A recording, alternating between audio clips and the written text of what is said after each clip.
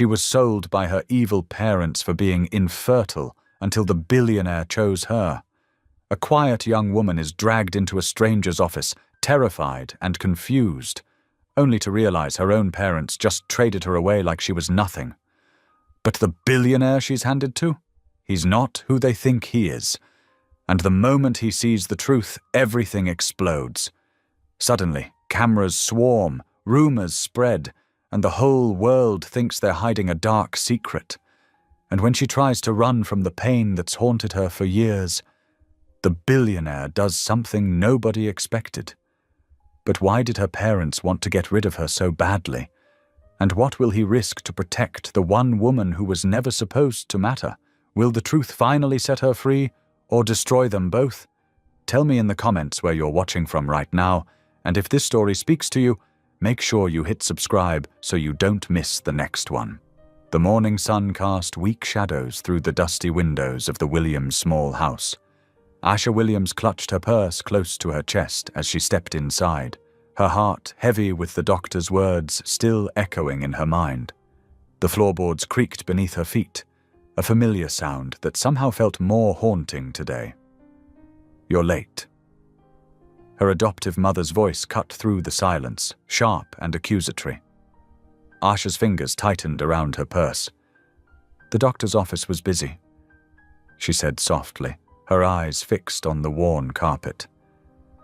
"Well?" Her mother stood with arms crossed, tapping her foot impatiently.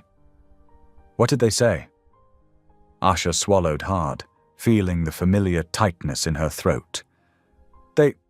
They confirmed the previous results. I can't..."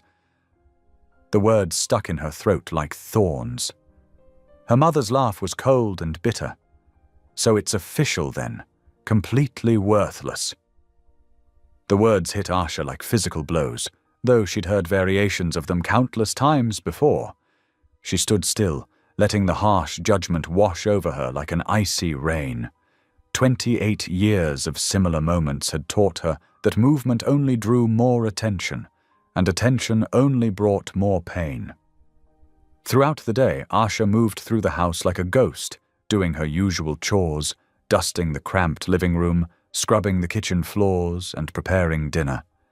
Each task was a familiar refuge, a way to keep her hands busy while her mind processed the morning's confirmation of what she'd already known.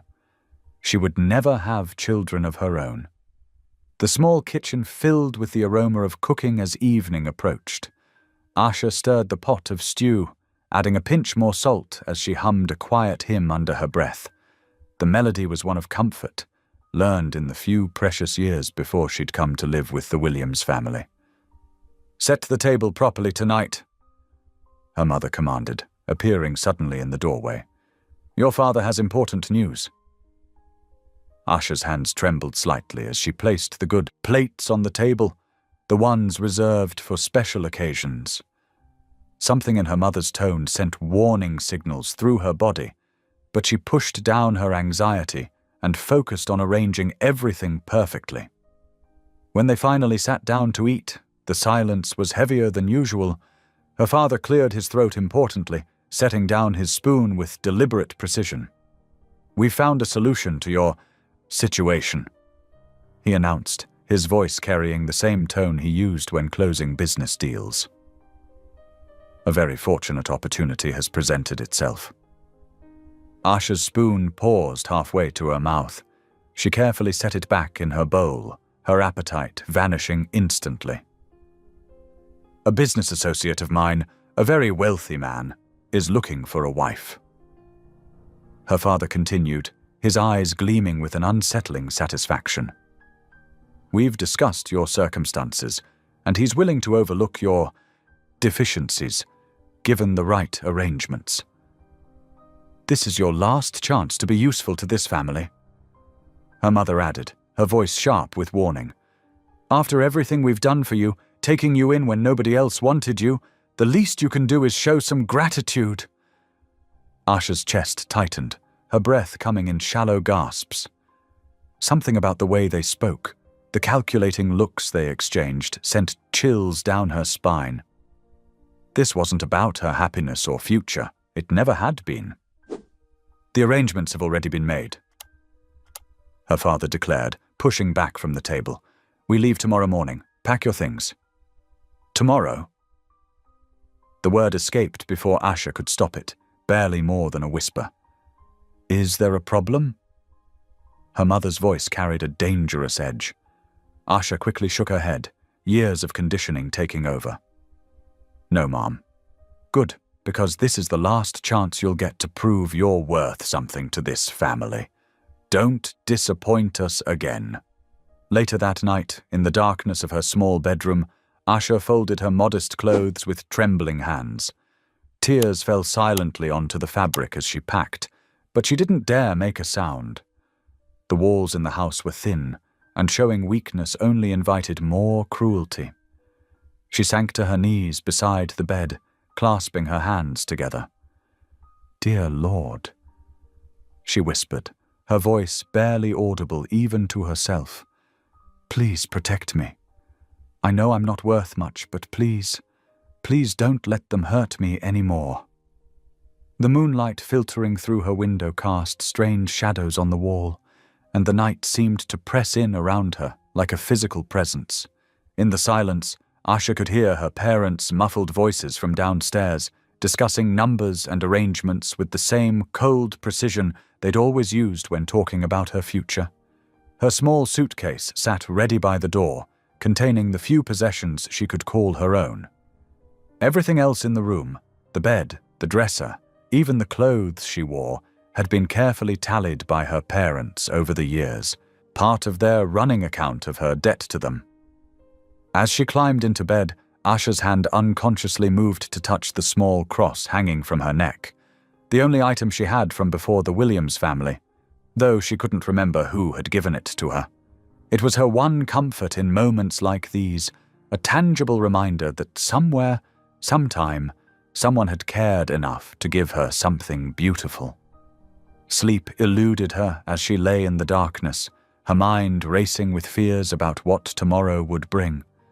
The marriage opportunity her father spoke of felt more like a business transaction than anything else. And she'd learned long ago that her parents' business dealings usually ended badly for someone. This time, she knew with crushing certainty that someone would be her. Yet even as fear threatened to overwhelm her, Asha continued to pray silently, clinging to the hope that had sustained her through years of emotional abuse and manipulation. Her prayers weren't grand or eloquent, just simple pleas for protection and guidance, whispered into the darkness of a room that had never really felt like home. The night grew deeper, and still Asha lay awake, listening to the creaking of the old house and the distant sound of traffic outside. Tomorrow would bring whatever it would bring, but for now, in these quiet hours, she could at least find a small measure of peace in her prayers, even if she wasn't sure anyone was listening. She touched her cross once more, drawing comfort from its familiar shape. Please, she whispered one final time, help me find my way to somewhere safe. The words hung in the darkness, a desperate hope cast into an uncertain future. The morning sun cast long shadows between Atlanta's towering skyscrapers as the Williams' aging sedan wound through downtown traffic. Asha sat quietly in the back seat, her hands folded tightly in her lap. The familiar weight of her cross necklace pressed against her collarbone, offering what little comfort it could. Her father drove with unusual focus, checking and rechecking street names. Her mother kept glancing at her watch, lips pressed into a thin line. Neither had spoken more than 2 words to Asha since leaving the house. The car turned onto Peachtree Street, joining the stream of expensive vehicles and well-dressed professionals hurrying to their offices. Asha's confusion grew as they pulled into the parking garage of one of the city's tallest buildings, all gleaming glass and steel reaching towards the clouds. This is where the marriage arrangement is happening? Asha asked softly, her voice barely audible over the car engine shutting off. Her mother's sharp look silenced any further questions. "Just keep quiet and do as you're told." The elevator ride to the top floor was tense and crowded. Asha pressed herself into the corner, trying to make herself as small as possible while surrounded by men and women in expensive suits. Her simple dress and worn shoes felt desperately out of place. When they stepped out into the reception area, Asha's breath caught in her throat.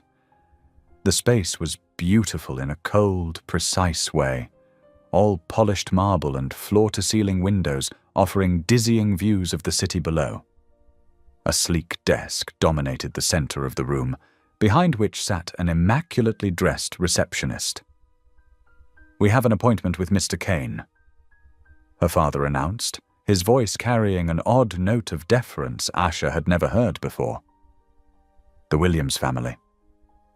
The receptionist nodded briskly and gestured toward a seating area. "Please wait here. Mr. Kane's assistant will be with you shortly." Asha sank into one of the pristine white chairs, her heart pounding. Everything about this felt wrong. Marriage arrangements didn't happen in corporate offices, did they? She watched as business people strode purposefully through the reception area, their shoes clicking against the marble floors. Minutes stretched like hours. Asha's parents remained standing, her father checking his phone while her mother paced in small, tight circles. The tension rolling off them was almost visible. "Mr. and Mrs. Williams?" A sharp-suited woman approached, tablet in hand. "I'm Claire Davidson, Mr. Kane's executive assistant. Please, follow me." They were led down a corridor lined with abstract art pieces that probably cost more than their house. Asha's legs felt like lead with each step. The assistant's heels clicked a precise rhythm against the floor as she led them to a large conference room. "Please wait here," Claire said, gesturing to the chairs. "Mr. Kane will join you shortly."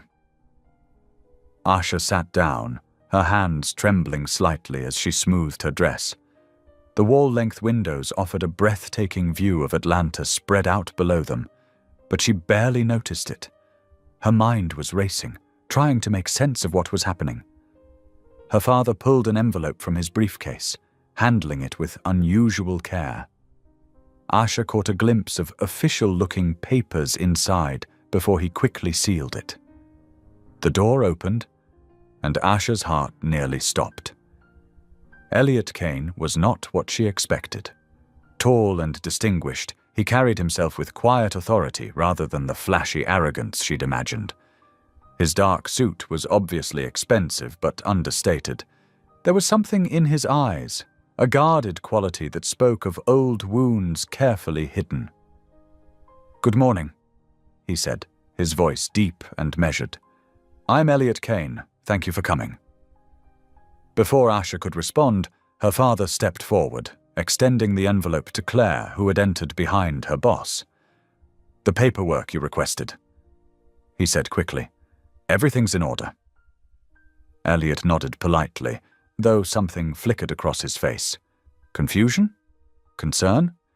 It was gone too quickly for Asha to be sure.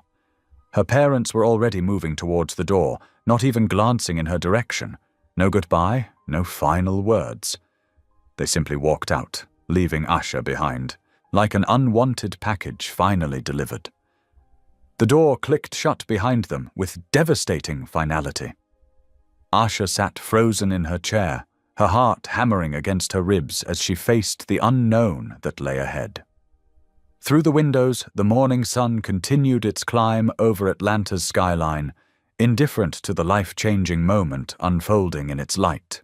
Elliot Kane stood before her, completely unaware of why she had really been brought to his office, while his assistant discreetly moved to examine the contents of the envelope that held far more than simple employment papers. It contained the price of a human being.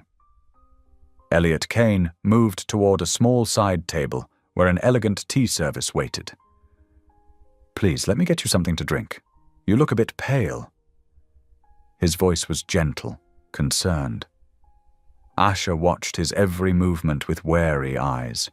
Her hands twisted in her lap as he carefully poured steaming tea into a delicate china cup.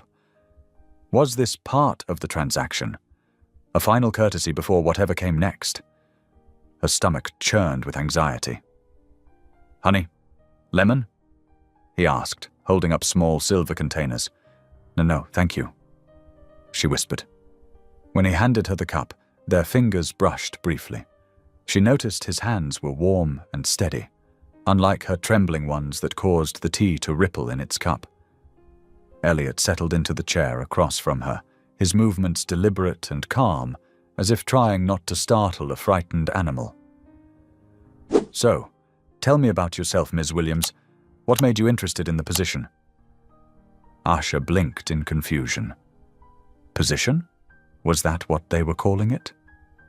She took a sip of tea to buy time, the warmth doing little to ease the cold knot of fear in her chest. I'm not sure what you mean," she admitted softly, her voice barely above a whisper. Elliot leaned forward slightly, his brow furrowing. "The caretaker position, for my Aunt Shirley." He paused, studying her face. "Did the agency not brief you on the role?" Agency? Asha's mind raced. This wasn't making any sense. Her parents had said this was a marriage arrangement, but he was talking about a job. "I think there's been a misunderstanding," she managed, her throat tight with anxiety. "My parents, they said—" Claire appeared at the door, holding the now opened envelope. Her face was tense. "Mr. Kane, a moment, please." Elliot excused himself and stepped outside. Through the glass walls, Asha could see Claire showing him papers, speaking in urgent whispers. Elliot's expression changed dramatically, from confusion to disbelief, to something that looked like barely contained fury. His voice, though muffled, carried through the door. "They what?" Asha set down her teacup, her hands shaking so badly she was afraid she'd drop it. This was it. He'd seen whatever arrangement her parents had tried to make. He'd send her back. The thought of returning to that house, to their disappointment and cruel words, made her feel sick. Tears began sliding down her cheeks. She tried to wipe them away quickly, but they kept coming. Everything in her life had led to this moment of humiliation, being traded away like unwanted furniture, only to be rejected again. The door opened, and Elliot returned alone. His face was carefully composed, but Asha could see the tension in his jaw, the way his hands were clenched at his sides. She hunched her shoulders, waiting for the inevitable dismissal. Instead, he surprised her by pulling his chair closer and kneeling beside it, bringing himself to her eye level. His voice, when he spoke, was impossibly gentle. "Asha." It was the first time he'd used her first name. "I need you to listen to me very carefully. What your parents tried to do here, it's not just wrong, it's illegal. They attempted to arrange some sort of transaction involving you, which is absolutely unacceptable." Fresh tears spilled down Asha's cheeks. "Please," she whispered, though she wasn't even sure what she was begging for. Mercy? Understanding? A chance to disappear? "Look at me," he said softly, waiting until she raised her eyes to meet his. "You're not property, and you're not going back there." The simple declaration hung in the air between them. Asha stared at him, hardly daring to breathe, seeing for the first time not a wealthy stranger who might own her, but a man whose eyes held genuine concern and carefully controlled anger. Anger that she somehow knew wasn't directed at her. The morning sun streamed through the windows, casting long shadows across the conference room floor. In that moment, something shifted, not just in the air between them, but in Asha's world itself. It was the first time anyone had ever told her she wasn't something to be used, controlled, or discarded. She sat there, tears still falling silently, as Elliot remained kneeling beside her chair, his presence steady and reassuring. Neither of them spoke for several long moments, while outside the glass walls, Atlanta continued its busy morning, unaware that in this quiet room, one woman's life had just changed forever. The late afternoon sun cast long shadows across Atlanta's streets as Elliot's black Mercedes glided through traffic. Asha sat rigidly in the passenger seat, her hands folded tightly in her lap. Every few minutes, she'd steal a glance at Elliot, trying to understand this man who had upended her entire world in the span of a morning. "I know you have no reason to trust me," Elliot said quietly, keeping his eyes on the road. "But I promise you'll be safe tonight. My penthouse has plenty of space, and you'll have complete privacy." Asha nodded slightly, though her throat felt too tight to speak. The car climbed higher into a parking garage attached to one of the city's most elegant residential buildings. When they stepped into the elevator, Elliot maintained a respectful distance, pressing the button for the top floor.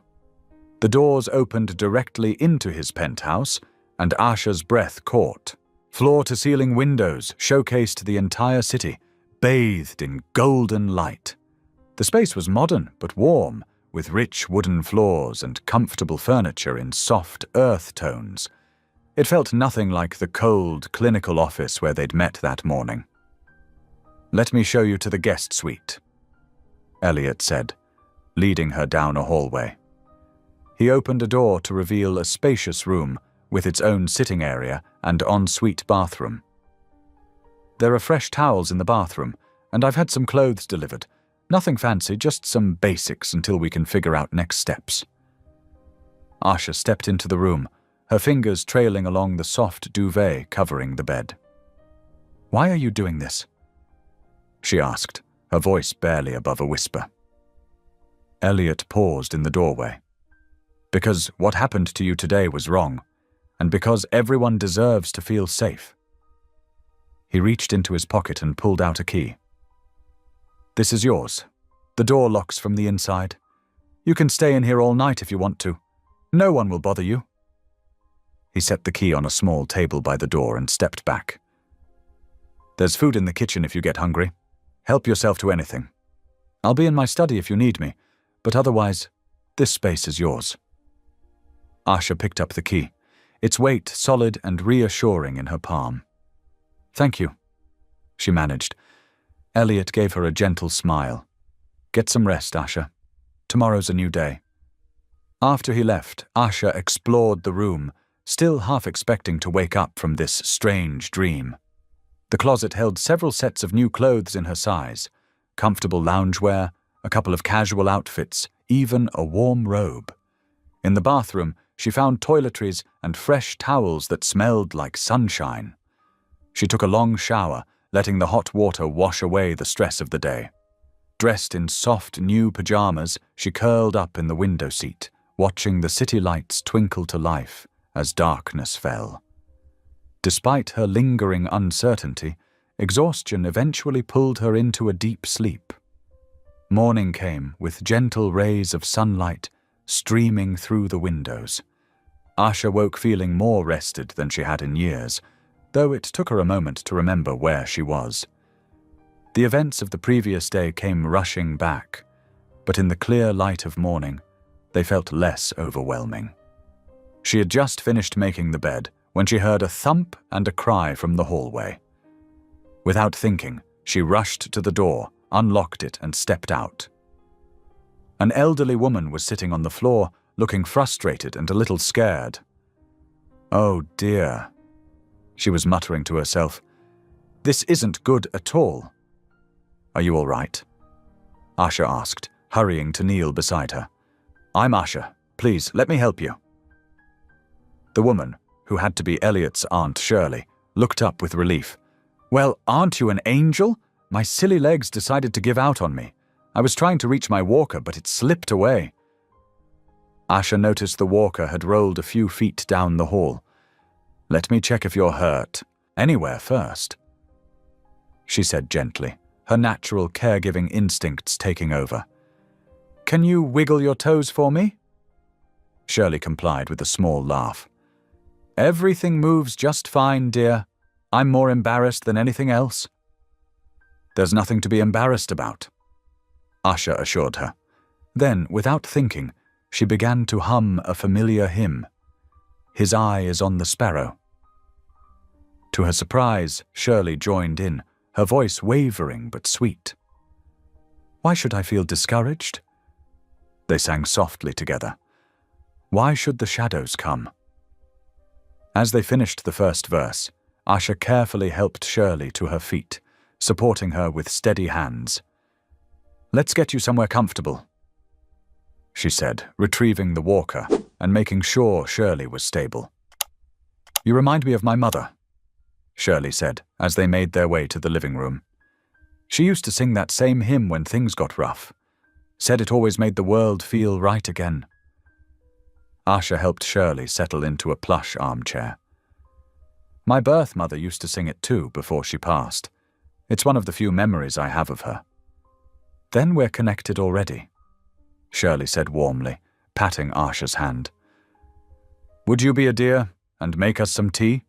Everything's in the kitchen, second cabinet from the right." As Usher busied herself in the kitchen, she could hear Shirley humming the hymn, the melody drifting through the morning air. It felt strangely right, being here, taking care of this sweet woman who reminded her of a gentler time in her life. She didn't hear the front door open, didn't realize Elliot had come home early until she turned around with the tea tray and saw him standing in the doorway between the kitchen and living room. He was watching the scene before him with an expression she couldn't quite read, something between wonder and revelation. Shirley noticed him too. "Elliot, dear, your friend Usher has been taking such good care of me. I had a little tumble, but she appeared like an angel and helped me up, and she knows all the good old hymns too." Elliot's eyes met Usher's, and in that moment, something shifted between them. She saw him really looking at her, not as someone to be rescued or pitied, but as a person of value, someone who could bring light and care into a room without even trying. He watched as she carried the tea tray to the coffee table, as she made sure Shirley's cup was just the way she liked it, as she tucked a throw blanket around the older woman's legs. Every gesture was filled with natural grace and genuine kindness, the kind that couldn't be taught or bought. Standing there in his expensive suit, briefcase still in hand, Elliot Kane realized that the woman his assistant had described as unwanted goods was anything but. She was a gift, one that had been repeatedly overlooked and discarded by people too blind to see her worth. The morning sunlight streamed through the penthouse windows as Usher moved quietly around the kitchen. She had woken early, unable to sleep in the unfamiliar space, and decided to make herself useful. The granite countertops gleamed as she worked, carefully measuring ingredients for buttermilk pancakes, a recipe she knew by heart. The sizzle of butter on the griddle filled the kitchen with a warm, homey smell. Usher hummed softly to herself as she worked, finding comfort in the familiar motions of cooking. She had just finished arranging fresh berries on a plate when Aunt Shirley appeared in the doorway, her walker clicking against the hardwood floor. "Something smells absolutely heavenly," Shirley declared, beaming. "I haven't woken up to breakfast cooking in years." Usher smiled shyly. "I hope you like pancakes. I found some fresh berries in the refrigerator that needed using up." "Like them? Why, they're my favorite." Shirley settled herself at the kitchen island. "But we simply must wait for Elliot. He always tries to rush off to work without eating properly." As if on cue, Elliot appeared, already dressed in a crisp charcoal suit. He paused in the doorway, taking in the scene before him. The stack of golden pancakes, the coffee pot burbling cheerfully, and Usher in the oversized sweater he'd lent her, looking surprisingly at home in his kitchen. "Good morning," he said carefully, not wanting to startle her. "This is unexpected." "Sit down, dear," Shirley instructed, patting the stool beside her. Asha has made us a proper breakfast, and we're going to enjoy it together like a family." Asha's hands trembled slightly as she set plates in front of them. "It's the least I could do after everything." "These look amazing," Elliot said softly, noticing how she ducked her head at the compliment. He took a bite and his eyes widened. "They taste even better." "It's because she made them with love," Shirley declared, already halfway through her stack. "You can always taste when food is made with love." The morning light caught the slight flush on Asha's cheeks as she finally sat down with her own plate.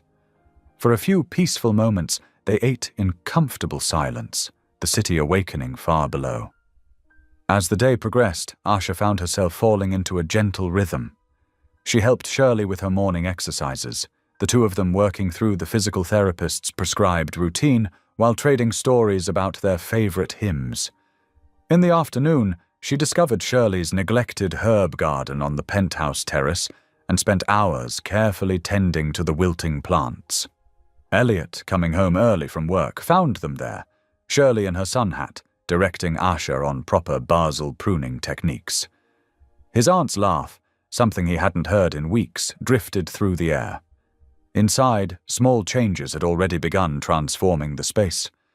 Fresh flowers appeared in simple vases. The kitchen counters held a bowl of rising bread dough. Books from his aunt's collection were arranged in cozy reading nooks, complete with soft throws and cushions. But it wasn't just the physical changes. There was something different in the air, a warmth that had nothing to do with temperature. He watched as Asha helped Shirley inside, their heads bent together as they discussed dinner plans. His aunt's face was bright with energy he hadn't seen in months, and Asha herself. The fearful, trembling woman from yesterday was still there, but something else was emerging. When she thought no one was watching, her movements became more confident, her smile more genuine. She had a gift for anticipating needs before they were voiced, for creating comfort in small, meaningful ways. The peaceful afternoon shattered at 4:37 precisely. Elliot's phone erupted with calls and messages. His PR director's voice was tight with panic. "Turn on Channel 6 right now." The television flickered to life, revealing Asha's parents standing before a crowd of reporters. Her father's face was twisted with false concern as he spoke. "We trusted Mr. Kane to provide our daughter with employment opportunities. Instead, he attempted to purchase her as a surrogate mother, taking advantage of her medical condition." Asha, who had been walking past with a basket of fresh laundry, froze. The basket slipped from her hands, clean sheets spilling across the floor as she stared at the screen in horror. "We demand the safe return of our daughter," her mother added, dabbing at dry eyes with a handkerchief. "And we call for an investigation into Mr. Kane's unethical business practices." The sound of approaching helicopters filled the air. On screen, reporters were already gathering outside the building, their cameras pointed up at the penthouse windows. Phones throughout the apartment began ringing simultaneously. "Oh, good Lord!" Shirley whispered, reaching for Asha's trembling hand. Asha's face had gone ashen as she watched more news outlets picking up the story. The ticker at the bottom of the screen read, "Billionaire accused of human trafficking." "I'm so sorry," she whispered, her voice breaking. "I never meant. This is all my fault. Your reputation. Everything you've built." She backed away from the window as camera flashes began popping from neighboring buildings. The news helicopter drew closer, its rotors drowning out all other sounds. On every channel, reporters were discussing Elliot's company stock prices, his history of charitable works, the shocking allegations. Asha sank to her knees among the scattered laundry, tears streaming down her face as she watched the empire. She thought she'd ruined crumbling on live television. Everything good and pure about the day, the peaceful breakfast, the gardening with Shirley, the feeling of finally being useful, shattered under the weight of her parents' cruel manipulation. The media circus outside grew louder, and Asha curled in on herself, believing that her very existence had brought destruction to the first place she'd ever felt safe. Elliot moved swiftly across the room, positioning himself between Asha and the windows as another camera flash lit up the penthouse. His tall frame cast a protective shadow over her crumpled form, and his voice, when it came, held a gentleness that contradicted his rigid posture. "Asha," he said softly, kneeling beside her. "Please look at me." She raised her tear-streaked face, expecting to see anger or disappointment. Instead, his eyes held only concern. "None of this is your fault," he said firmly. "Your parents are the ones who created this situation, and I'm not going to let them hurt you anymore." Aunt Shirley wheeled herself closer, her weathered hand reaching out to pat Asha's shoulder. "That's right, dear. We stand together in this house." The moment was interrupted by Elliot's phone buzzing again. His PR director's voice crackled through the speaker. "Mr. Kane, reporters are demanding a statement. They're threatening to run with your silence as confirmation of guilt." Elliot's jaw tightened. "Set up a press conference. Right now, in the lobby. I'll be down in 10 minutes. Asha scrambled to her feet, panic evident in her voice. "What are you going to say?" "The truth," he replied, straightening his tie. "That you're under my protection, and that I chose to help you escape an abusive situation. But your reputation is strong enough to weather this," he interrupted gently. "I've spent years building a foundation of trust in this community. Your parents' lies won't destroy that." The elevator ride down to the lobby felt endless. Asha insisted on accompanying him, though she trembled slightly in her borrowed sweater. Elliot stayed close, his presence steady and reassuring. The lobby had transformed into a media circus. Camera lights blazed as they stepped out of the elevator, and reporters shouted questions that overlapped into unintelligible chaos. "Mr. Kane, did you attempt to purchase? Miss Williams, were you coerced? Is this a case of human trafficking?" Elliot raised his hand, and the room fell silent. Years of commanding boardrooms had given him an undeniable presence. "I want to address these allegations directly," he began, his voice clear and unwavering. "Asha Williams came to my office yesterday through circumstances that revealed a deeply troubling situation. When I discovered evidence of exploitation and abuse, I offered her safe harbor. That decision was made to protect her, not to harm her." The reporters erupted again, but Elliot continued steadily. "Miss Williams is now under my protection, and I will use every resource at my disposal to ensure her safety and well-being." "Are you dating?" someone shouted from the back. Elliot felt Asha tense beside him. The question hung in the air, dangerous in its implications. If she returned to her parents' custody, there would be nothing to prevent them from trying to sell her again. But if the public believed they were in a relationship? He chose his words carefully. "Miss Williams and I are committed to each other's welfare. The nature of our relationship is private, and we ask that you respect that privacy." The press conference exploded into speculation. Headlines began appearing on phones throughout the room. "Billionaire defends love match," and Kane's secret romance revealed. Back in the elevator, Asha leaned against the wall, exhausted. "They think we're dating." "Yes," Elliot replied thoughtfully. "And perhaps that's not the worst thing." She looked up at him, confused. "Think about it," he explained. "If the public believes we're in a relationship, your parents can't claim I'm holding you against your will. They can't drag you back home or try to sell you to someone else. The media will be watching too closely."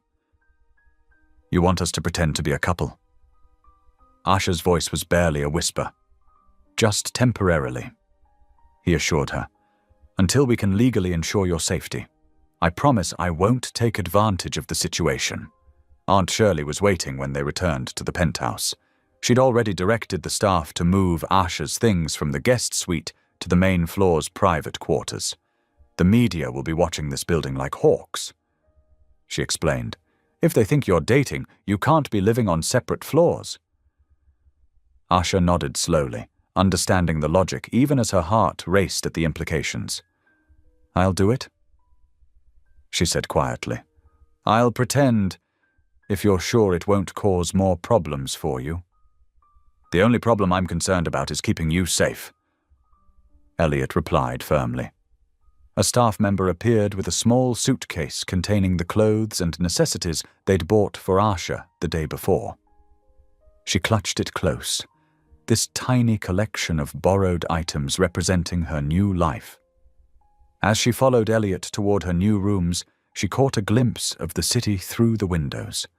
Camera flashes still sparkled like stars against the darkening sky, but they seemed less threatening now.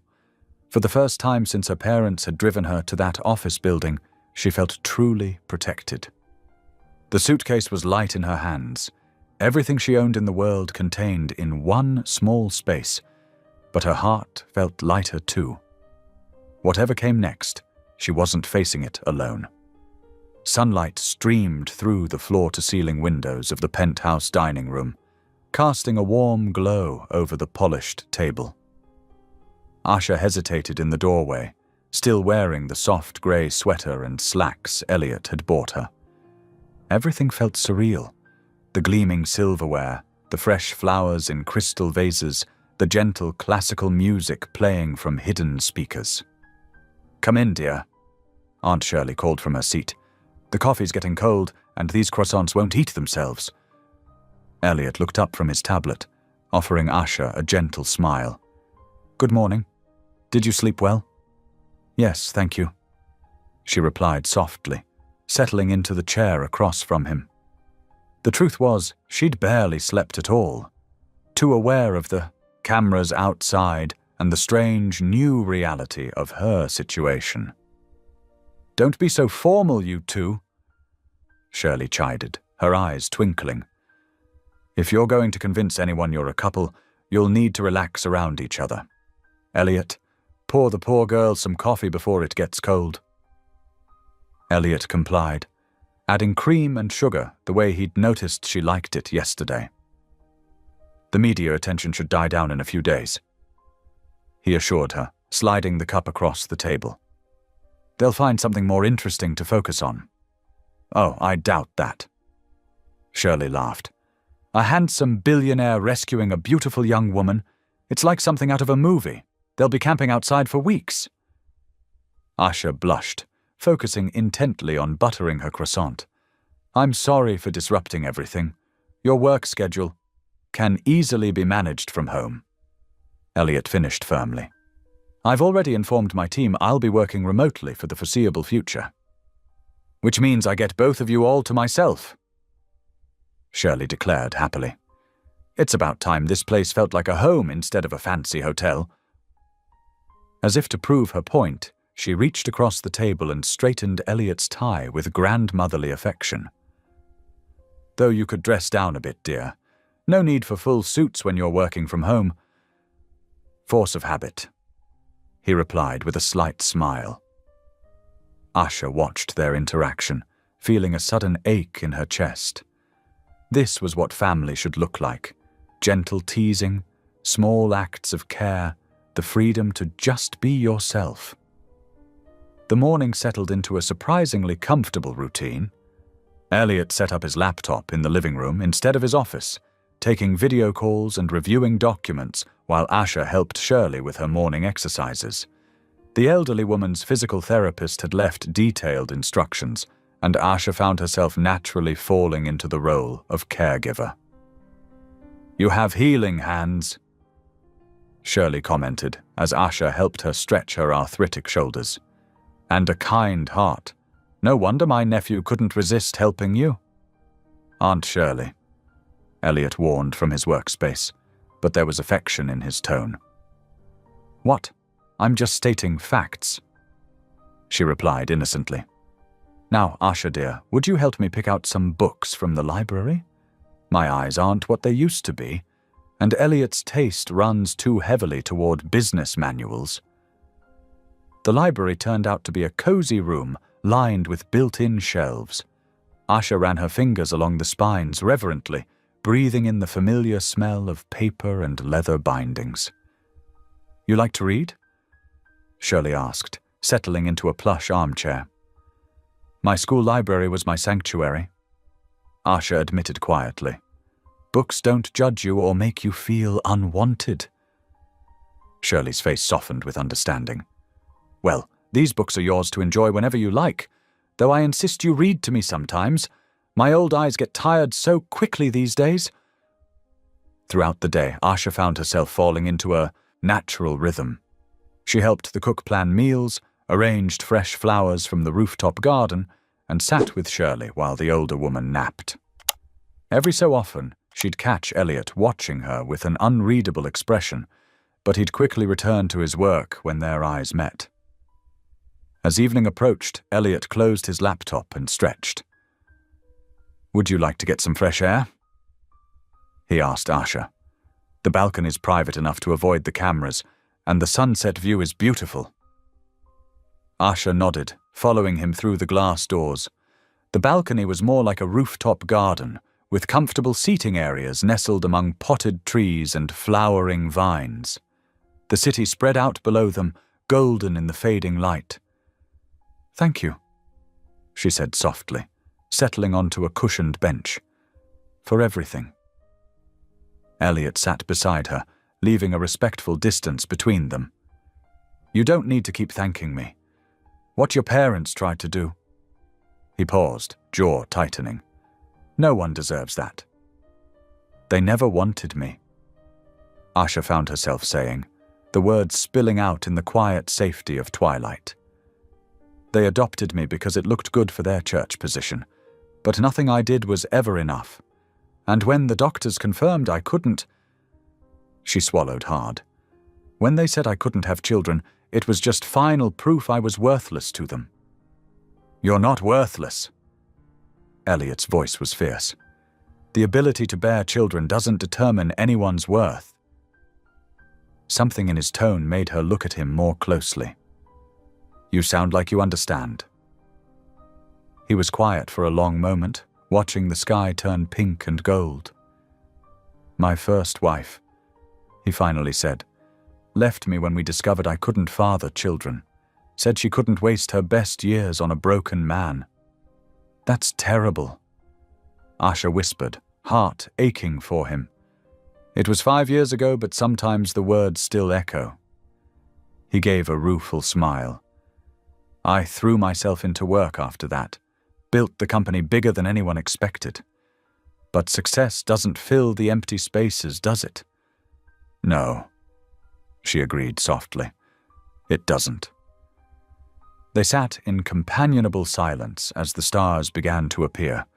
The city lights below twinkled like earth-bound constellations, and a gentle breeze carried the scent of the rooftop flowers. "I haven't felt safe in so long," Asha admitted, barely audible above the distant traffic sounds.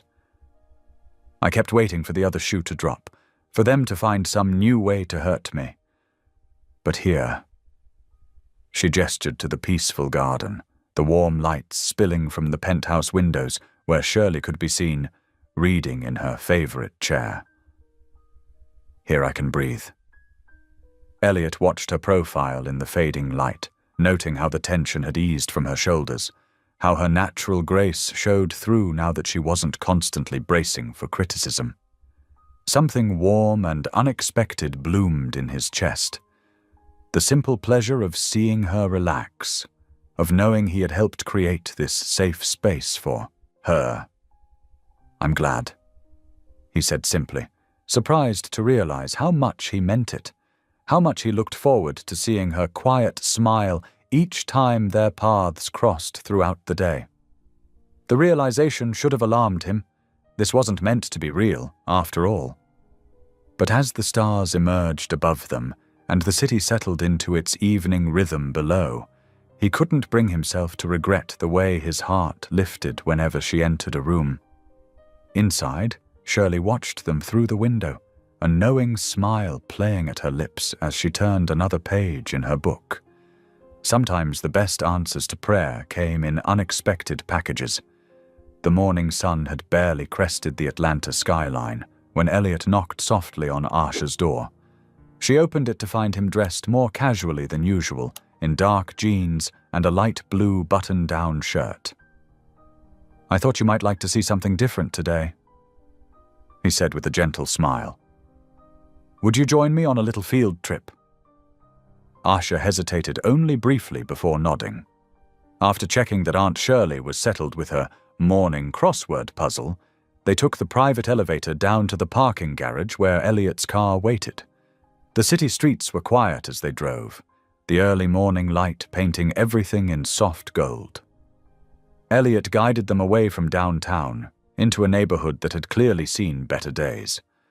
But there, like a beacon of hope, stood a beautiful modern building with warm brick walls and large windows. "This is one of our community centers," Elliot explained as he parked.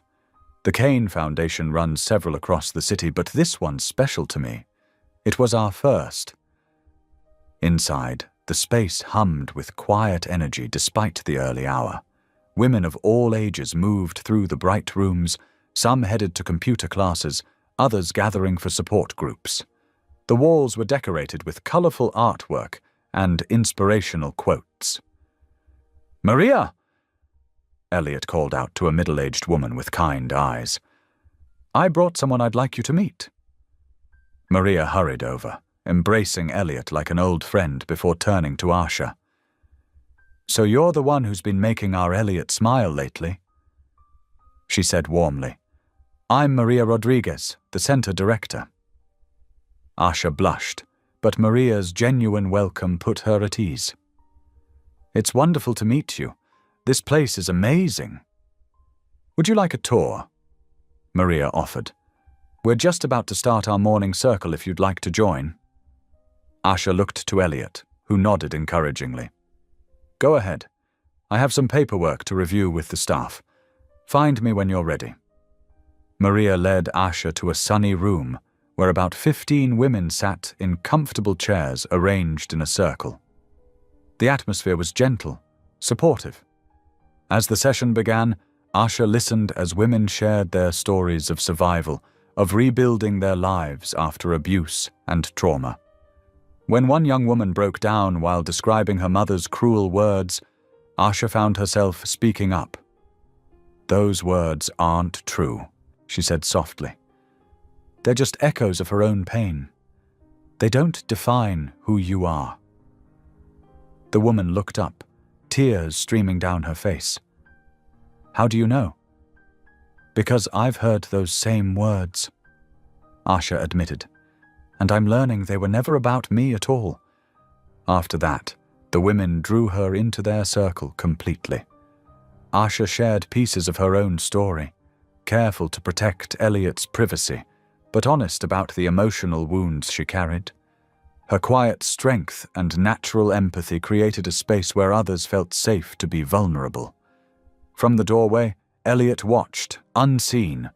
Something powerful stirred in his chest as he observed Asha's gentle impact on these women. She wasn't trying to fix or change anyone, she was simply being present, offering understanding that could only come from walking a similar path. He slipped away to find Maria in her office. "We need to talk about expansion plans," he said, closing the door. "I want to create a new center, something different, a place specifically focused on emotional healing and rebuilding self-worth." Maria's eyes sparkled knowingly. "And would this new center happen to be inspired by someone special?" Elliot ignored her teasing tone. "I want to call it the Asha Williams Center for Hope. But don't tell her yet. Let me work out the details first." Throughout the day, Asha moved through the center like she'd always belonged there. She helped in the children's area, joined a cooking class where women learned to prepare healthy meals on a budget, and sat with an elderly woman who just needed someone to listen. By late afternoon, when it was time to leave, several women hugged her goodbye and made her promise to return. In the car, Asha's eyes shone with something Elliot hadn't seen before: purpose. "Thank you for bringing me here," she said. "I never knew places like this existed." "You were wonderful with them," Elliot replied, navigating through the now busy streets. "They really connected with you." A funny story from the cooking class had Asha giggling, and soon they were both laughing about the great pasta disaster that had ended with flour everywhere. The sound of their shared laughter filled the car with unexpected warmth. Back at the penthouse, Asha insisted on helping prepare dinner despite the cook's protests. She moved around the kitchen with natural grace, adding her own touches to the meal. As she carried dishes to the dining room, she caught Elliot watching her with an expression that made her heart skip. His eyes held something tender, almost reverent, a softness she had never seen directed at her before. He quickly looked away when she noticed, but the moment lingered in her mind. Later that night, Asha lay in her bed, staring at the ceiling as city lights played shadows across the walls. Her thoughts kept returning to that look in Elliot's eyes, to the way his presence made her feel both safe and unsettled at the same time. Her heart raced with the realization that was becoming impossible to ignore. She was developing feelings for him, real feelings that went far beyond gratitude or friendship, the kind of feelings that could shatter everything if she let them show. Asha pressed her hands to her chest, trying to calm the emotion building there. She didn't deserve someone like Elliot Kane. He was kind and honorable, successful and respected. And she was just her, a broken woman with nothing to offer except a heart that had never learned how to love properly. She rolled onto her side, squeezing her eyes shut against tears that threatened to fall. These feelings would have to be buried, locked away where they couldn't complicate the safety and friendship Elliot had so generously offered. It was the only way. But sleep remained elusive as her heart whispered otherwise, refusing to be silenced so easily. The morning sun streamed through the penthouse windows, casting warm light across the kitchen where Asha stood at the stove. The sizzle of bacon and the sweet scent of French toast filled the air as she hummed softly to herself, finding peace in the familiar routine of cooking breakfast. Down the hall, she could hear Elliot's gentle encouragement as he helped Aunt Shirley with her morning exercises. "That's it, just 5 more steps. You're doing great." "Oh, hush." Shirley's voice carried clearly. "I'm not some delicate flower." "No, you're much tougher," Elliot agreed, making his aunt laugh.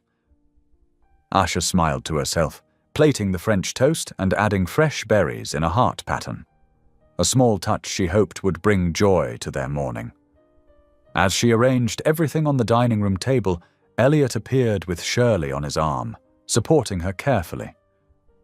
"Something smells heavenly," Shirley declared, easing into her chair. "Asha, dear, you're spoiling us rotten." "It's my pleasure," Asha replied softly, pouring coffee into Shirley's favorite mug, the one with tiny painted roses around the rim. Elliot pulled out Asha's chair before taking his own seat, a gesture that made her cheeks warm. These small kindnesses still caught her off guard, even after days of living together. They shared a peaceful breakfast, with Shirley telling stories about Elliot as a boy that made him groan good-naturedly. Asha noticed how his eyes crinkled at the corners when he really smiled, something happening more frequently lately. After helping clear the dishes, Elliot disappeared into his home office for a few hours of work, while Asha kept Shirley company, reading aloud from her well-worn book of poetry. The morning passed quietly, wrapped in comfortable routine. Following lunch, a light soup Asha had prepared, Elliot appeared with an air of barely contained excitement. "I have something to show you," he said, holding out his hand to Asha. "Would you come with me?" Curious, Asha placed her hand in his, trying to ignore how natural it felt. He led her to the private elevator, pressing the button for the roof level. Close your eyes," he requested softly as the elevator climbed. Asha hesitated only a moment before complying, trust winning over old fears. She felt the elevator stop, heard the doors open, and then Elliot's gentle guidance as he led her forward. "Okay," he said, positioning her carefully. "Open them." Asha's eyes fluttered open, and she gasped. The rooftop had been transformed into a stunning garden oasis. Raised beds overflowed with flowers in every shade of purple and blue, her favorite colors. Climbing roses wound their way up trellises, and comfortable seating areas were tucked among potted trees. String lights were strung overhead, ready to twinkle when evening fell. "Elliot," she breathed, turning in a slow circle. "This is incredible.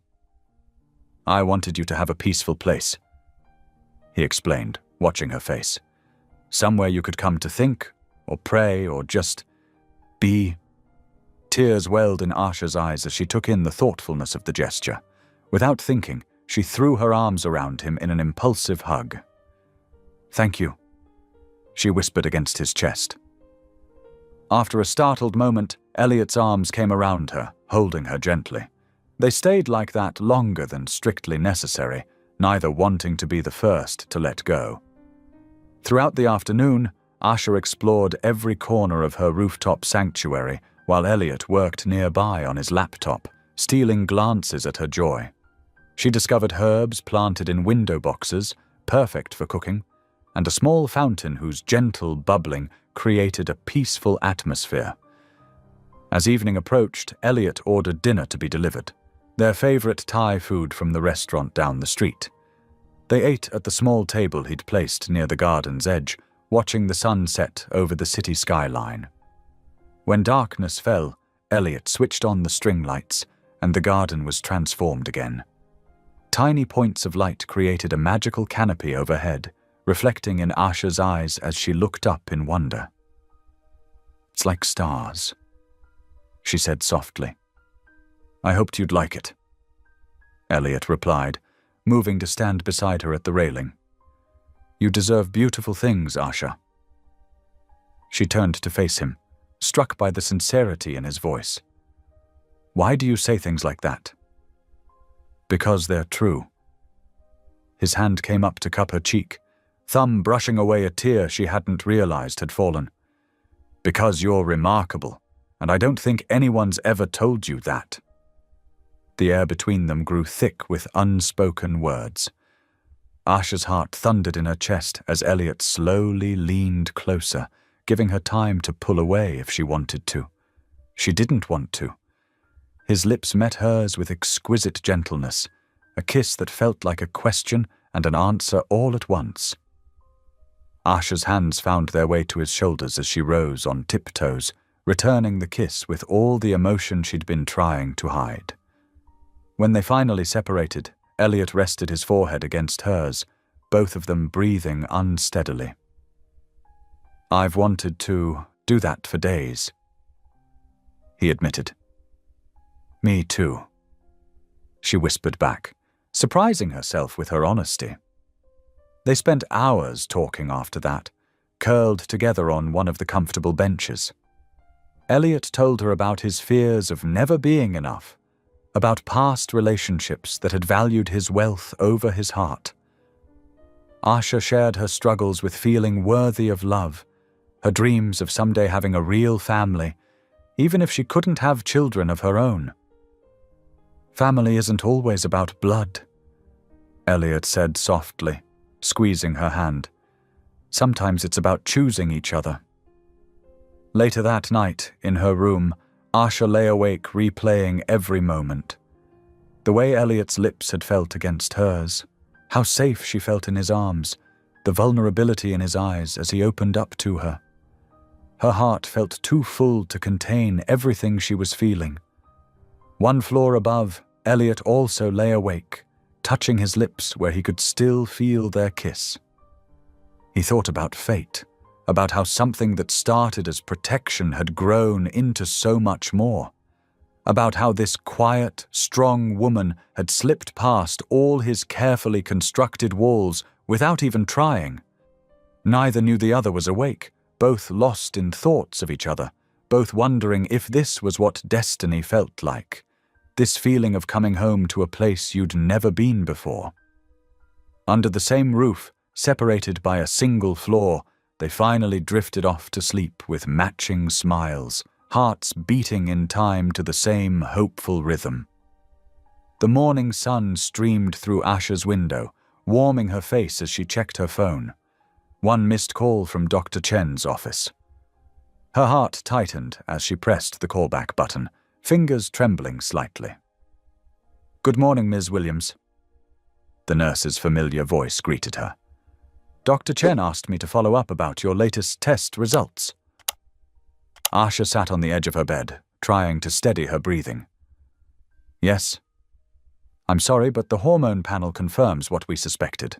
The damage to your reproductive system appears permanent. While there are experimental treatments we could explore, Dr. Chen wants you to understand that natural conception would be extremely unlikely." The words hit Asha like physical blows. She had known, deep down, but hearing it stated so finally made it real in a way she hadn't been prepared for. "I understand," she managed to whisper. "Thank you for letting me know."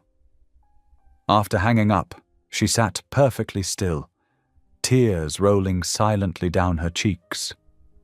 The dream she'd barely allowed herself to hope for, of someday having children of her own, crumbled to dust in her hands. A gentle knock at her door made her hastily wipe her face. "Come in," she called, forcing steadiness into her voice. Elliot poked his head in, smiling warmly. "Good morning. Aunt Shirley's requesting your famous pancakes if you're up for it." Asha pasted on a smile, tucking her phone away. "Of course. I'll be right there." Throughout breakfast, she focused on maintaining a facade of normalcy, but her mind kept circling back to the phone call. Elliot deserved someone whole, someone who could give him a family, not someone broken like her. As she was clearing the dishes, Elliot's assistant Marcus appeared with a troubled expression. "Sir, there's an urgent matter requiring your attention." Elliot excused himself to his home office, but Asha could hear raised voices through the door. Her stomach clenched with anxiety. When he emerged 20 minutes later, his face was tight with anger. "Your parents are threatening legal action," he said quietly. "They're claiming I coerced you into staying here and demanding additional payment for your time." Shame burned through Asha's chest. "I'm so sorry," she whispered. "I never meant to cause you trouble." "Hey." Elliot crossed to her quickly, taking her hands. "This isn't your fault. They're the ones trying to exploit you. I won't let them hurt you again." But the seed of doubt had been planted. Throughout the day, Asha watched Elliot field calls from his lawyers and PR team, saw the strain around his eyes growing. Every time he smiled at her, her heart ached with the knowledge that she was complicating his life.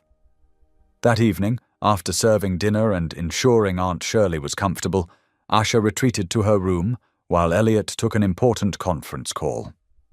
She sat at the small desk, tears falling onto the paper as she wrote, "Dear Elliot, I can't bear being the source of more problems in your life. You deserve someone who can give you everything, including children. I'm broken in ways that can't be fixed, and staying here will only bring you more pain and trouble. Please don't look for me. I'll be safe, and I'll never forget your kindness. Thank you for showing me what it feels like to be valued, even if only for a little while." She folded the letter carefully, placing it on her pillow. Moving quietly, she gathered the few items of clothing she'd accumulated, along with the small amount of cash she'd saved from helping around the penthouse. She could hear Elliot's voice from his office, still deep in discussion about legal strategies. Asha paused in the doorway of her room, heart breaking as she looked at the space that had briefly felt like home. Then she slipped down the service elevator to avoid the night security desk. Outside, The evening air was cool on her tear-stained face as she hailed a taxi. "St. Mary's Church on Highland Avenue, please," she said softly, remembering the kind-faced nun who had once let her volunteer in their shelter kitchen. As the taxi pulled away from the curb, Asha didn't look back at the towering building she was leaving. If she had, she might have seen Elliot's office light still burning bright against the darkness. 30 minutes later, Elliot finally ended his call and went looking for Asha to say goodnight. Finding her room empty, his eyes fell on the letter. As he read her words, his face drained of color. "No," he whispered.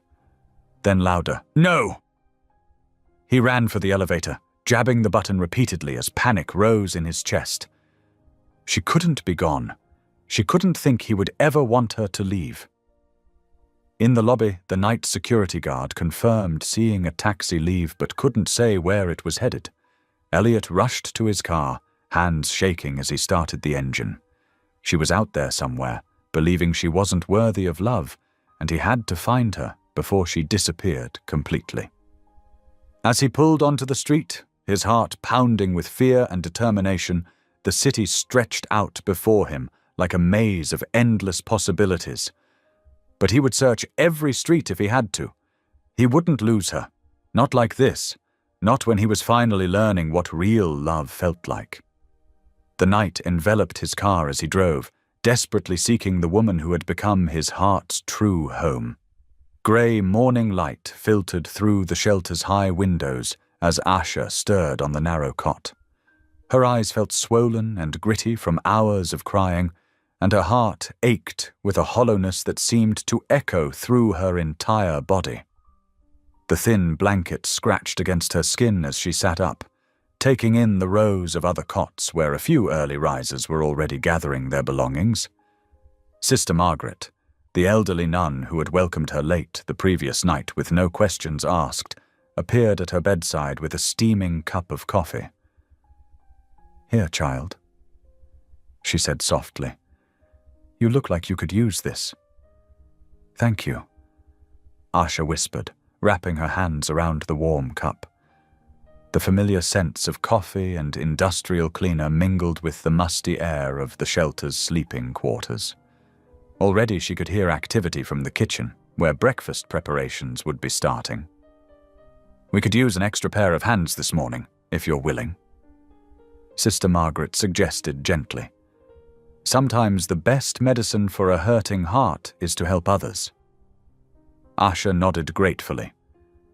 Keeping busy would help quiet the voice in her head that kept replaying Elliot's smile, the warmth of his kiss, the safety she'd felt in his arms. She followed Sister Margaret to the kitchen, where other volunteers were already chopping vegetables and mixing pancake batter for the morning meal. Meanwhile, across the city, Elliot Kane sat in his car, his usually pristine suit wrinkled from a sleepless night of searching. His eyes were red-rimmed, his voice hoarse from asking questions at every shelter and hospital he could find. His phone lay on the passenger seat, still warm from hours of calls to contacts and authorities. "Sir," Marcus's voice came through the car's speaker system. "I've started calling churches with attached shelters. There's a St. Mary's on Highland that takes in women overnight." Elliot's heart leaped. Call them. The minutes crawled by as Marcus made the call. Elliot drummed his fingers on the steering wheel, praying silently. Please let her be there. Please let her be safe. "Sir." Marcus's voice cracked with emotion. "They have her. She's helping in their kitchen right now." Elliot's hands shook as he started the car. "Send me the address." Back at the shelter, Asha moved through the serving line mechanically, ladling out portions of oatmeal to the steady stream of hungry faces. The routine was soothing. Smile, serve, offer a kind word. It reminded her of mornings at the penthouse, cooking breakfast while Aunt Shirley chatted and Elliot... No, she couldn't think about that anymore. The double doors at the end of the hall swung open, letting in a burst of morning light. Asha barely glanced up, expecting another group of shelter residents. but the figure that stepped through made her heart stop. Elliot stood in the doorway, his usual polished appearance completely undone. His dark hair was tousled, his tie loose, and his eyes, those eyes that had always looked at her with such gentle kindness, were wild with desperation and relief. "Asha," he breathed, and the serving spoon clattered from her nerveless fingers. She stepped back, bumping into the table behind her. "You shouldn't be here," she whispered, but Elliot was already moving toward her. In front of dozens of startled onlookers, this powerful businessman dropped to his knees on the worn linoleum floor. "I love you," he said, his voice raw with emotion. "I love your gentle heart and your quiet strength. I love how you sing hymns to Aunt Shirley and how you make every room warmer just by being in it." His hands trembled as he reached for hers. "I don't care about having children. I care about you." Tears spilled down Asha's cheeks. "But your life would be so much easier without me in it. My parents, the media, all the problems I bring. My life would be empty without you in it." Elliot interrupted firmly. "These past weeks with you have shown me what real family feels like, what real love feels like." He squeezed her hands. "You're not a burden, Asha. You're a blessing, and I'm begging you to come home." A sob caught in her throat. "I'm scared," she admitted. "I'm scared of not being enough." "You are more than enough," Elliot said softly. "You are everything." Sister Margaret appeared at Asha's side, pressing a tissue into her hand. "Child," she said with gentle wisdom, "sometimes the bravest thing we can do is let ourselves be loved." Asha looked around at the shelter residents and volunteers, watching them with teary smiles.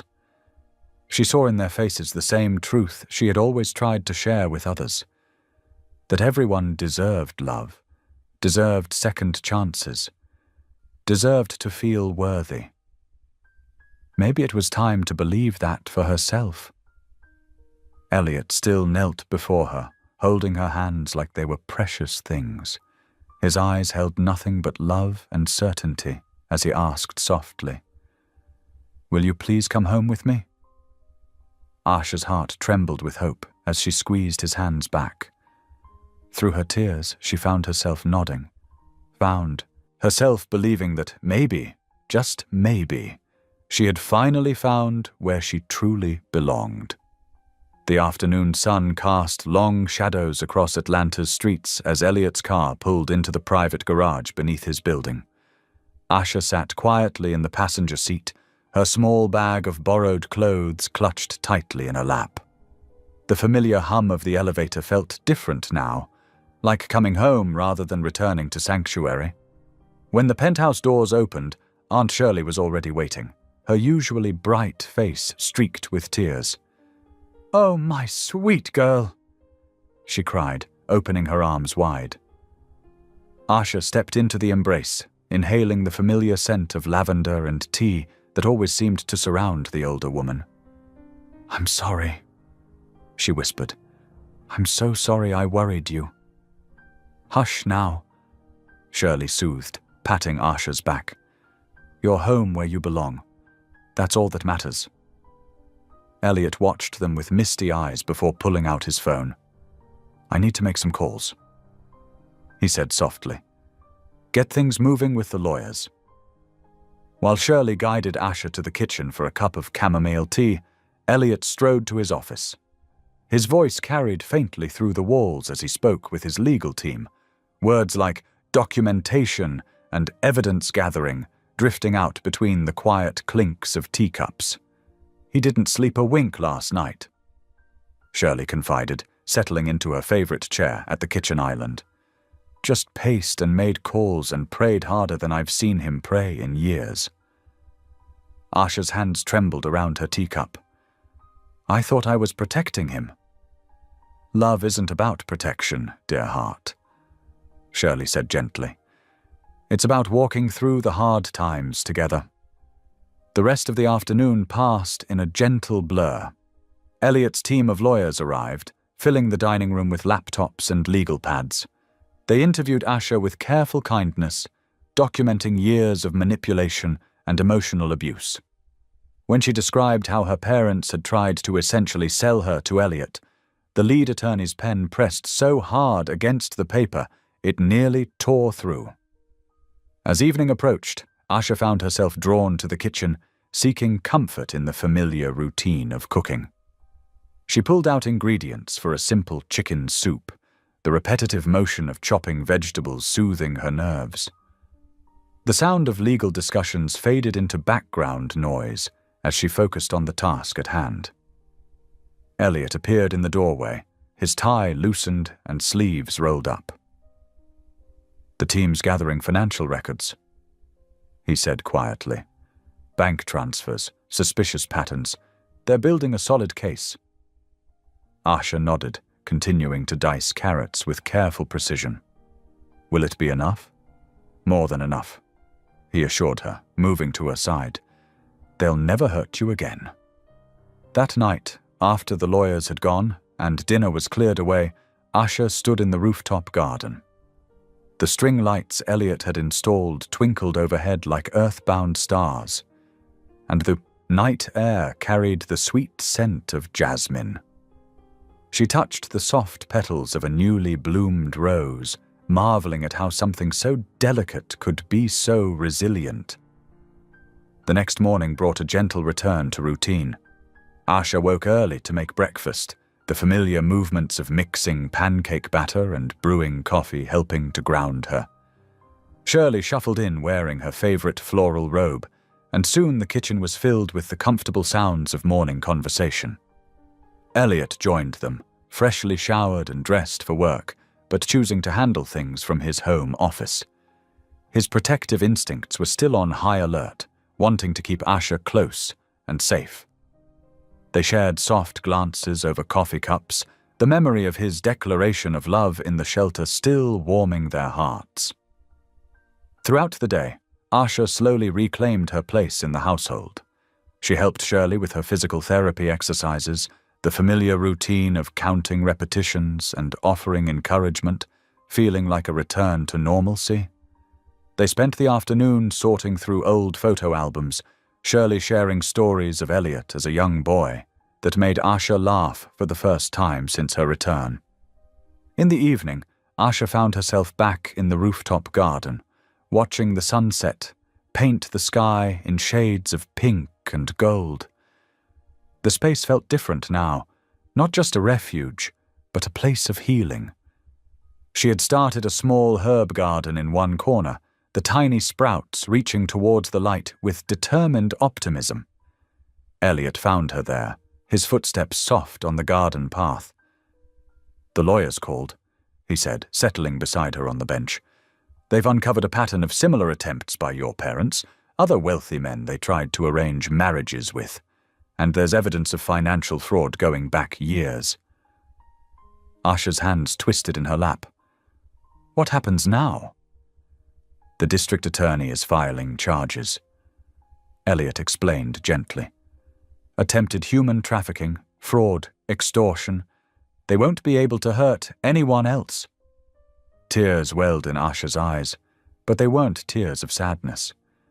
For the first time, she felt truly free of the shadow that had haunted her for so long. Elliot wrapped an arm around her shoulders, and she leaned into his strength, watching as the last rays of sunlight painted the city in shades of hope. In the kitchen below, Aunt Shirley hummed an old hymn as she prepared evening tea, the melody floating up to the garden like a blessing.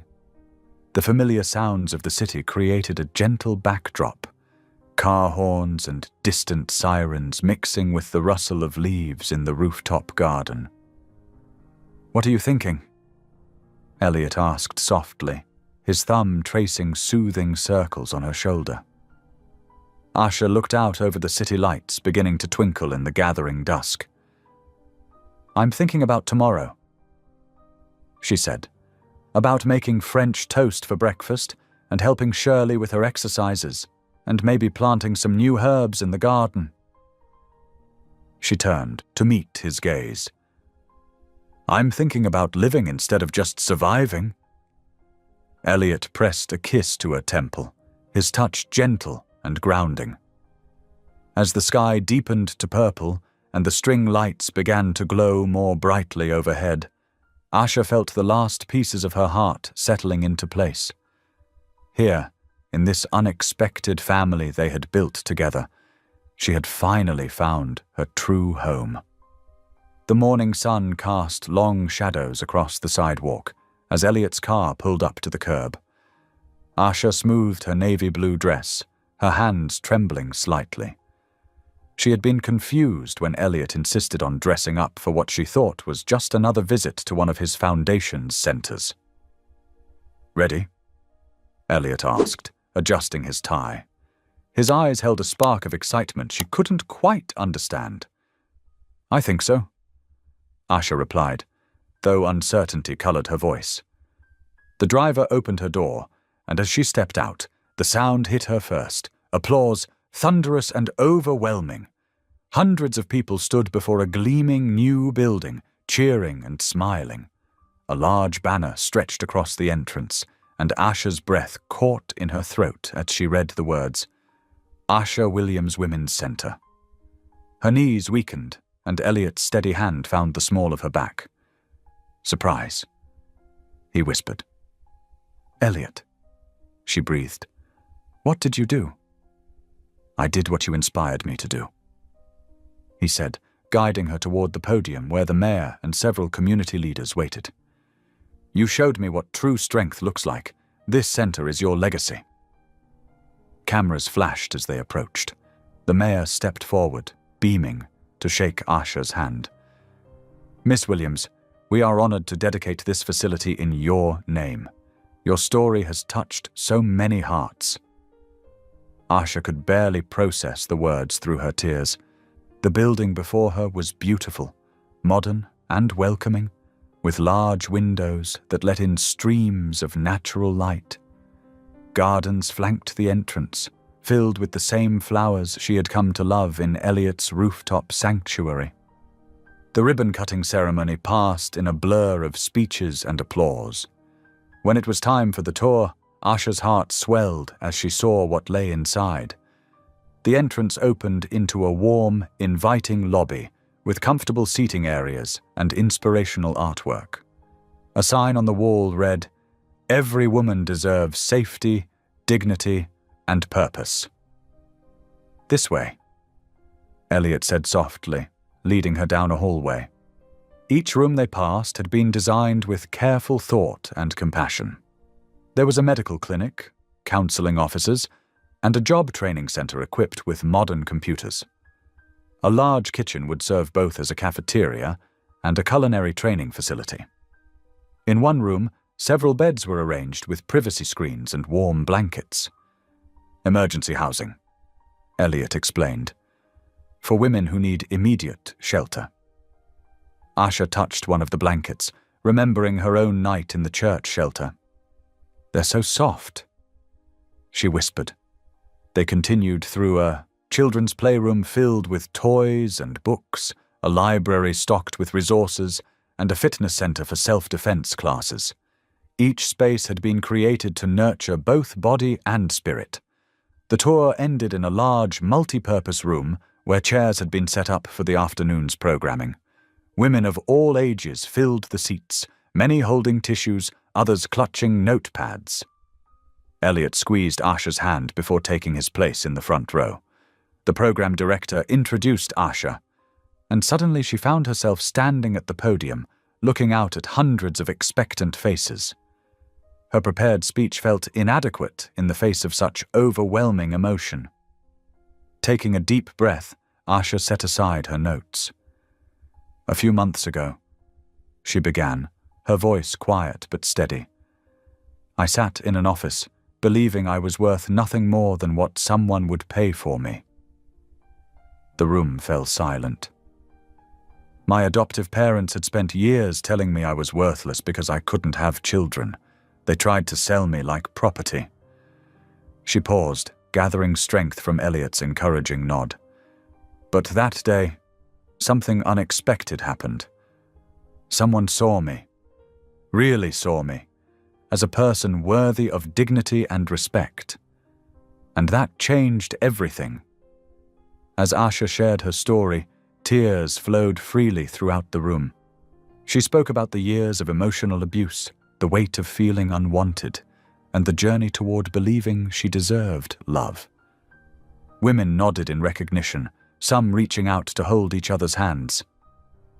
"This center," she continued, gesturing to the space around them, "is not just a building, it's a promise that you are seen, that you matter, that your worth is not determined by what others say about you or what your body can or cannot do." The words poured from her heart now, strong and clear. "You are not alone. You are not broken. You are not less than. You are worthy of love, of respect, of building a life filled with purpose." When she finished speaking, the room erupted in a standing ovation. Women surged forward, wanting to hug her, to share their own stories, to thank her for giving voice to their pain and their hope. For hours, Asha listened to their stories, stories of abuse, of escape, of rebuilding. She held their hands, cried with them, and shared the wisdom she had gained through her own healing journey. As the afternoon light began to fade, Asha found a quiet moment to step back into the lobby. Her reflection in the window caught her eye, and she barely recognized the woman staring back at her. Gone was the haunted look of someone expecting rejection. In its place was a quiet strength, a dignified grace. Elliot appeared beside her, his face full of pride. "Do you see now?" he asked softly. "Do you see what I saw that first day?" Asha touched the wall beside her, tracing her own name on the dedication plaque. All around her, women were leaving with renewed hope in their eyes, many clutching information about the center's programs. They saw her not as someone to pity, but as living proof that healing was possible. "I never imagined," she whispered, watching another group of women enter through the front doors, their faces lighting up with hope as they were welcomed inside. "I never thought my pain could become something beautiful." A young woman approached hesitantly, clutching a piece of paper. "Miss Williams?" she said softly. "Your story. It's my story too. Thank you for showing me I can survive this." Asha hugged her close, remembering how it felt to believe she was alone in her struggle. Now, standing in this place of healing that bore her name, she understood that her journey had been leading her here all along, not to be a victim, but to be a lighthouse for others finding their way home to themselves. The Atlanta sunset painted the sky in warm hues of pink and gold as Elliot led Asha toward the rooftop garden. Her feet ached pleasantly from hours of standing at the center's opening, but her heart felt full. The string lights they'd hung together twinkled overhead like earthbound stars, casting a gentle glow across the potted flowers and herbs they'd planted. "You were amazing today," Elliot said softly, guiding her to their favorite bench. "The way you connected with those women, how you shared your story. I've never been more proud." Asha smiled, touching the delicate pendant he'd given her weeks ago.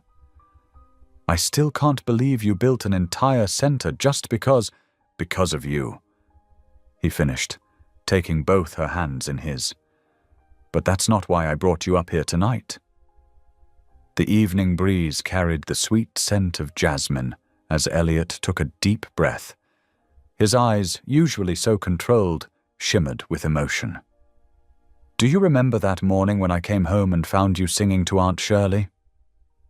Asha nodded, remembering how she'd helped the older woman after her fall, letting the familiar hymn flow naturally from her lips. "That was the moment," Elliot continued, his voice growing thick. "Right there, watching you care for her like she was your own family. That's when I fell in love with you." Asha's breath caught in her throat as Elliot shifted, moving from the bench to kneel before her on one knee. The city lights sparkled behind him like a diamond-studded curtain. "I didn't recognize it at first," he admitted, still holding her hands. "I'd spent so many years believing I was too damaged for real love. But you—" His voice wavered with emotion. "You showed me what healing looks like, what trust feels like, what love actually means." Tears began rolling down Asher's cheeks as Elliot reached into his pocket, producing a small velvet box. "This isn't about protection anymore. It's not charity or obligation. This is me, a man who has found his heart again, asking the woman who helped him find it to share her life with mine." He opened the box, revealing a delicate vintage ring with a modest diamond surrounded by tiny sapphires. "Asher Williams, will you marry me?"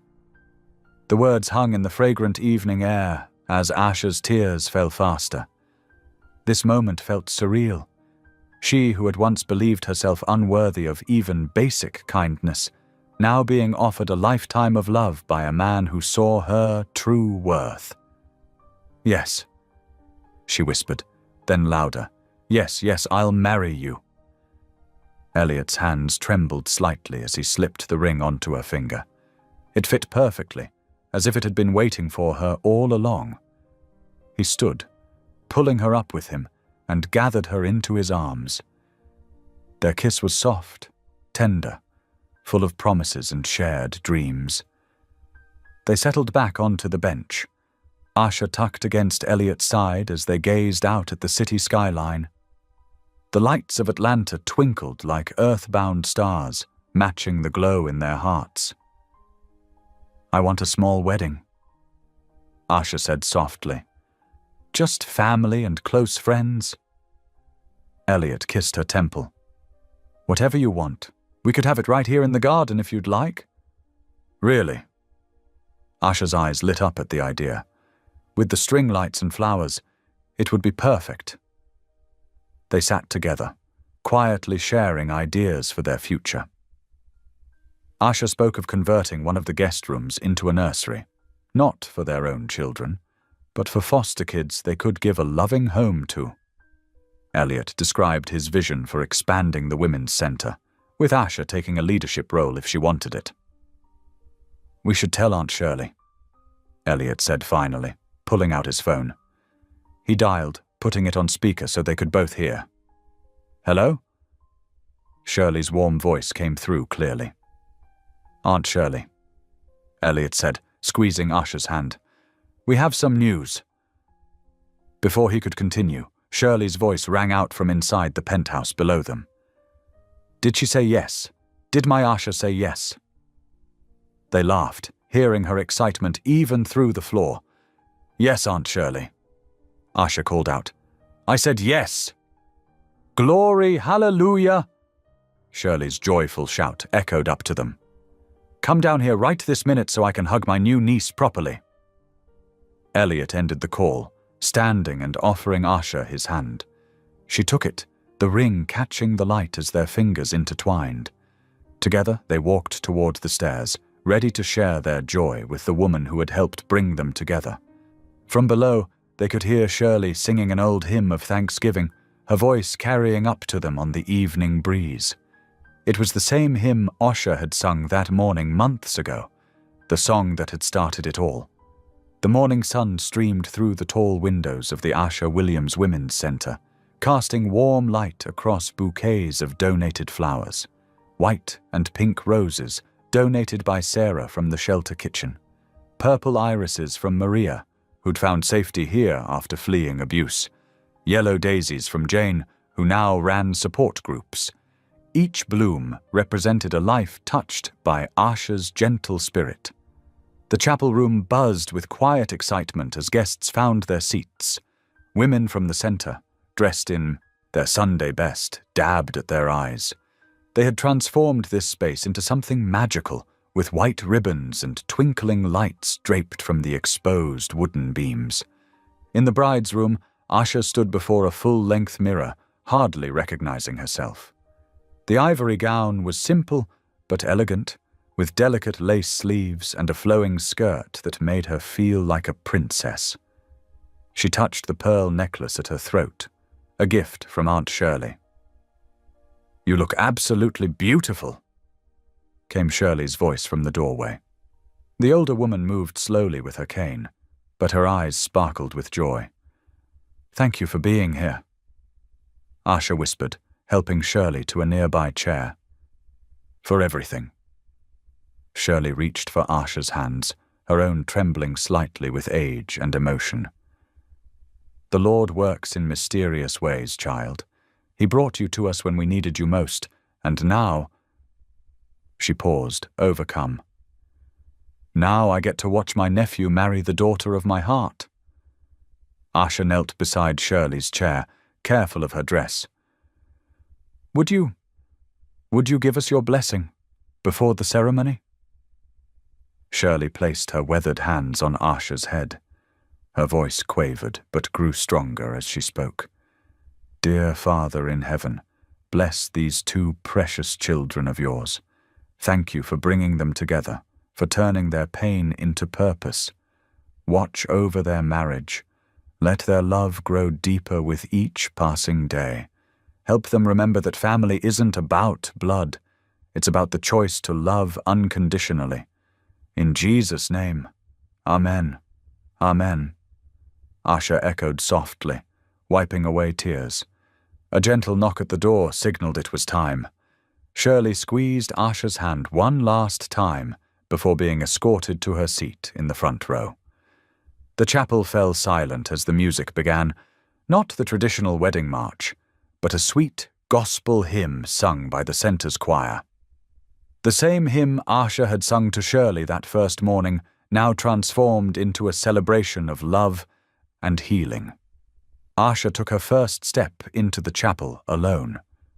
She had chosen to walk herself down the aisle, a symbol of her journey from powerlessness to strength. But she wasn't truly alone. Every face she passed belonged to someone who had become family by choice. At the altar, Elliot turned to watch her approach.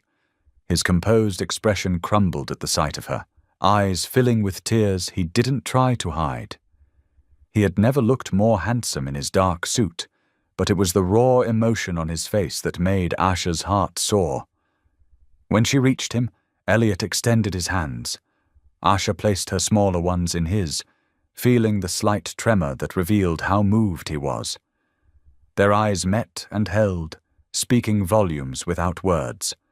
The minister began the ceremony, but Asha barely heard the familiar words. She was lost in Elliot's gaze, in the journey that had brought them here. From that first frightening meeting in his office to quiet mornings with Aunt Shirley, from rooftop conversations to building this center together, every step had led to this moment. "The couple has written their own vows," the minister announced, nodding to Elliot. Elliot's voice was thick with emotion as he spoke. "Asha, you came into my life when I thought I was beyond healing. I had everything money could buy, but my heart was empty. You taught me that real wealth isn't in bank accounts, it's in the capacity to love and be loved. You showed me that family isn't about obligation or biology. It's about choosing each other every day. I promise to choose you, support you, and cherish you for all our days. Whatever challenges come, we'll face them together. Whatever dreams you have, they're my dreams too. You are my miracle, my blessing, my home." Tears streamed freely down Asha's cheeks as she began her vows. "Elliot, you saw me when I felt invisible. You valued me when I thought I was worthless. You taught me that love doesn't have to hurt. It can heal. I promise to stand beside you in all seasons, to fill our home with warmth and laughter, to remind you every day that you are worthy of love. Together we'll build a family bound not by blood, but by choice and commitment. You are my safe harbor, my joy, my answered prayer." The exchange of rings was accompanied by sniffles from the congregation, simple gold bands that symbolized not ownership, but partnership, not obligation, but choice. "By the power vested in me," the minister proclaimed, "I now pronounce you husband and wife. You may kiss your bride." Elliot cupped Asha's face with infinite tenderness, brushing away her tears before lowering his lips to hers. The kiss was gentle but full of promise, sealing their commitment as the chapel erupted in applause and cheers. The reception that followed was filled with joyful chaos. Women from the center had prepared a feast of home-cooked dishes. Children darted between tables, their laughter a reminder of future possibilities. Aunt Shirley held court from her seat of honor, telling anyone who would listen how she'd known from day one these two were meant for each other. As the sun began to set, Elliot whispered in Asha's ear, "Come with me." They slipped away from the celebration, taking the elevator to the rooftop garden of their penthouse home. The string lights twinkled overhead, just as they had the night Elliot proposed. The city spread out before them, painted in shades of gold and pink by the setting sun. "I can hardly believe how much has changed," Asha said softly, leaning back against Elliot's chest as his arms encircled her. "A year ago I thought I was broken beyond repair." "We both did," Elliot murmured, pressing a kiss to her temple. "But God had other plans." "Do you ever regret?" Asha hesitated. "That I can't give you biological children?" "Never," Elliot said firmly, turning her to face him. "Our family will be perfect because we'll build it with love. Whether we foster, adopt, or simply continue helping the women and children at the center, we're already parents in all the ways that matter." Asha stretched up on tiptoe to kiss him, pouring all her gratitude and love into the gesture. When they parted, she rested her head on his chest, listening to his steady heartbeat. The lights of Atlanta twinkled around them, like earthbound stars, as they stood wrapped in each other's arms. No words were needed in this moment of perfect understanding. They had found their way home, not to a place, but to each other. This was their victory over pain, their testimony to healing, their celebration of love that transcends all boundaries. In this garden where their story had blossomed, they held each other close, knowing that their greatest chapters were still to come. Thank you for being here. If something in this story stayed with you, I'd love to see you again. Subscribe, and tomorrow I'll bring you another story crafted with heart.